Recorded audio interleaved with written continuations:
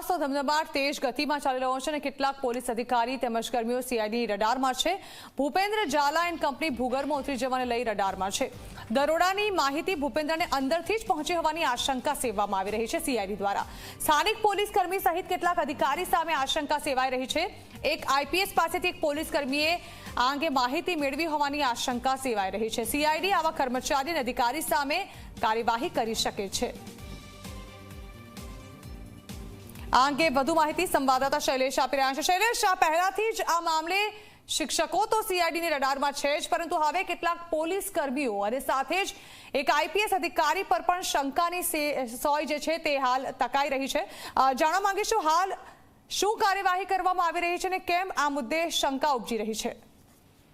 વાત કરવામાં જ્યારથી પોન્જી સ્કીમની સીઆઈડીએ ફરિયાદ નોંધી ત્યારબાદ જે એક બાદ તપાસ હાથ ધરી છે। દરમિયાન રાતે દરમિયાન જ કશું હાથે લાગી નહોતું, મને દસ્તાવેજો લાગ્યા હતા અને જે એજન્ટ હતા, એજન્ટ ઉપરાંત જે પીજીના જે સીઈઓ છે ભૂપેન્દ્રસિંહ ઝાલા તે પણ હાથ નહોતો લાગ્યો। તેને લઈને સીઆઈડી પણ તપાસમાં લાગી ગઈ હતી। ત્યારબાદ આ તપાસ ચાલુ હતી ને એક પછી એક જે એજન્ટો ઉપરાંત રોકાણ કરવાના નિવેદન લેવાનું ચાલુ કર્યું હતું। એજન્ટો ના હોય તો એના માતા પિતાનું પણ નિવેદન લેવાનું ચાલુ કર્યું હતું।